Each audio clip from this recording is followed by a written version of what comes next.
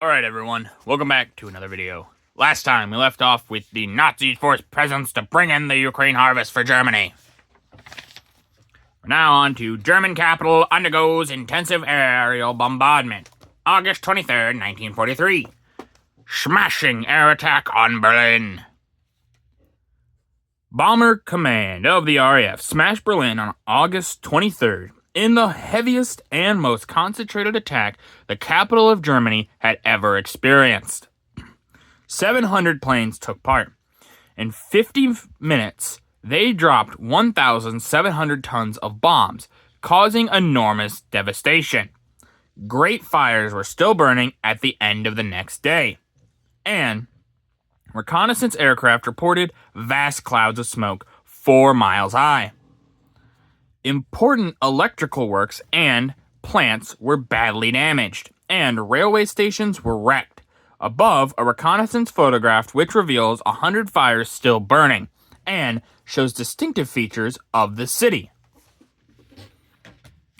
So we can see, there's a lot of damage here. Which obviously they're kind of praising it here, but when it happened to the British, it wasn't so great, which... think of that what you will. I'll let you all make your own conclusions, because you're all smart enough to make your own conclusions, I'm sure. But let's just say 2 wrongs don't make a right. But number 1 here, we see a river spree. The river spree. And you can see it moving here. There's not really any bomb damage around here, but they were just pointing it out so people had an idea. Here, there is 2 flak towers, one here and one here, it looks like. Number 3, Zeus Station, which is right here underneath the smoke, obviously coming from number 4 here, which is the Augusta Victoria Plaza, which, that plaza is very much in smoke. There's lots of smoke covering up number 3, so you can't see it very well. So they say distinctive, but you can't see it very well. Number 5, which is right here, is the Gross Stern. And then number 6, oh, 1 second. Sorry about that. Camera went all over crazy. But number 6 here is the Tiergarten, which looks like a bridge, maybe a railway bridge or just a regular bridge. But I could be wrong about that. It's hard to tell. This looks like a river, or like a something, but that might just be black smoke actually.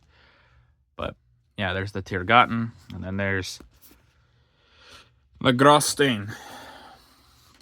Over here, the top right, is women leaving the city. Obviously, they're getting out because they don't want to be bombed.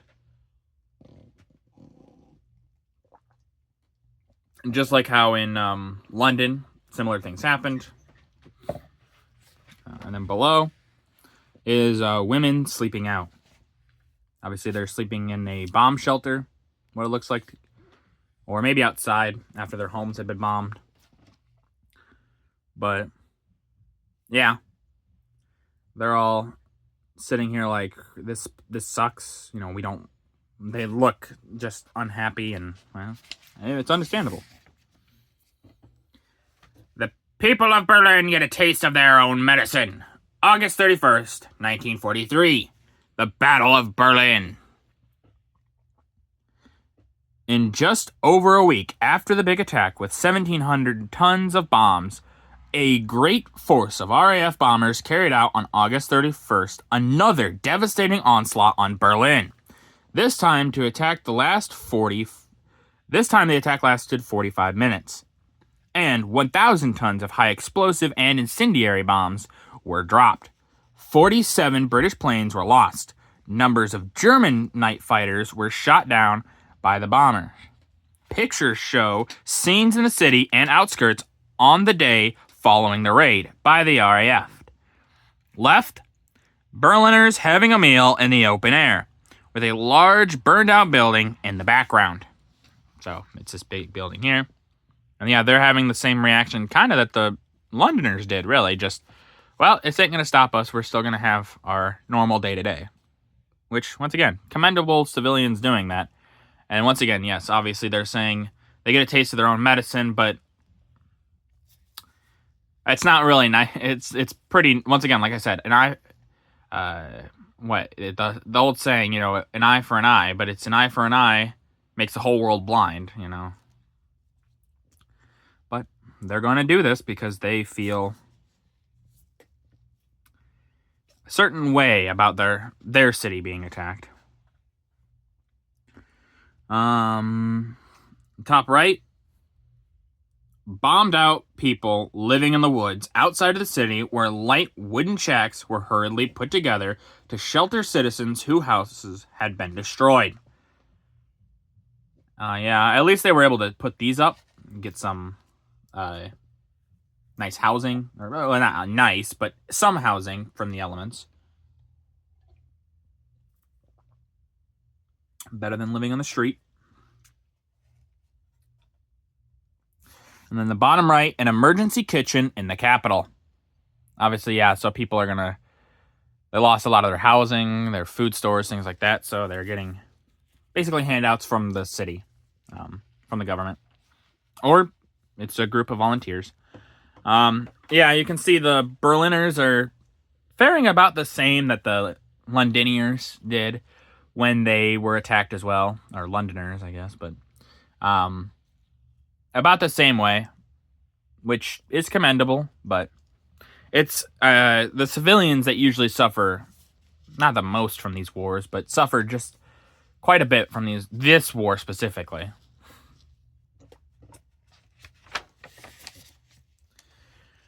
Russian thrusts towards Bryansk and Kharkov, August 12th to 14th, 1943. New successes by Red Army. The Russians followed up their success at Orel and Bielograd with a 6-mile advance on August 6, when they reoccupied over 70 inhabited places. On both the Bryansk and Kharkov fronts, the Germans were driven back in hopeless disorder as the Russian advance gained momentum. On August 12th, after defeating strong enemy counterattacks, the Red Army recaptured Chuyogov, an important German base 20 miles southeast of Kharkov. And 2 days later, bitter street fighting was raging in the northern suburbs of the city. The victory at Chuyogov was swiftly succeeded by fresh advances on the Bryansk front, where the Russians liberated yet another 6 localities, including the town of Aktino and Novila, a junction of the Bryansk and Kharkov and the Bryansk and Konotop railways. For several days, the enemy launched one counterattack after another, throwing in huge tank and infantry forces. And although their fury temporarily held up the Red Army, they were all repulsed.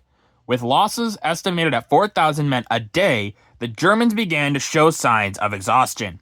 Meanwhile, they were subjected to heavy air blows. Pictures show Russian infantry chasing the enemy. So this is part of the street fighting they were talking about. You can see them getting in there and going to kick the Germans out of their homes. They say, it's showing signs of the German exhaustion. There's been signs for a while now. This is just like I said I think in the last video, this is just more writing on the wall. The writing has been on the wall. They're just adding more to it. Now, Funny Mustache Man himself, he probably doesn't think so. But, he'll understand eventually.